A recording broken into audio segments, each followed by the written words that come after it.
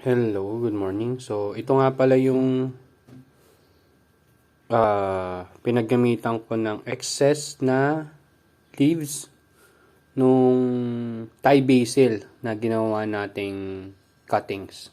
So, sobrang dami niyan. Siguro 1/4 lang yan pwede na ibabad. Wala na naman akong paglalagyan. Nilagay ko na dito. So, mas matapang to compared dun sa water-infused basil na ginawa ko dati na Thai basil din. So, lasang-lasa mo yung pagiging Thai basil niya dito. So, based dun sa research ko, nakakatulong naman siya sa digestion at kung ano-ano pang benefit kaysa tubig lang. Although, yung normal tubig is okay na, walang problema. Dinagdagan niya lang ng mas maganda yung tubig natin. So, ito yung maging tubig ko for this day. Hindi ko sure pag naubos ko to, kung magkakaroon pa rin siya ng lasa pag nag-refill ako. So, titingnan ko bukas kung gano'n na mangyari. Kasi ito, yung dami na yan, kaya ko naman yung ubusin today.